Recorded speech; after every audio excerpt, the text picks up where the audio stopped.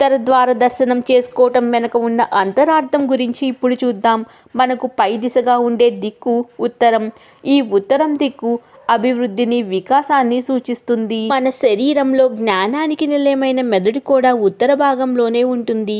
ఆ జ్ఞానం సంపూర్ణంగా వికసించి స్థిరమైన స్థితికి చేరుకుంటేనే ఆ భాగంలో ఉన్న సహస్రార చక్రం వికసిస్తుంది. అంటే ఆ నారాయణుడి దర్శనం మనలోని అజ్ఞానాన్ని హరించి శాశ్వతమైన శాంతిని, సత్యమైన జ్ఞానాన్ని ప్రసాదించమని వేడుకోవటమే ఉత్తర ద్వార దర్శనం వెనుక ఉన్న అంతరార్థం. అందుకనే వైష్ణవ క్షేత్రాలలో ఉత్తర ద్వార దర్శనం చేసుకుని భక్తులు తమలోని భక్తిని, జ్ఞానాన్ని వికసించమని వేడుకుంటూ స్వామివారిని ప్రార్థిస్తారు. అయినా ఇతర కారణాల వల్ల వైకుంఠ ఏకాదశి నాడు ఆలయంలో ఉత్తర ద్వార దర్శనం చేసుకోలేని భక్తులు తమ మనసులోనే వైకుంఠనాథుడిని తలుచుకుని తమలోని అజ్ఞానాంధకారాలను తొలగించమని వేడుకోవాలి.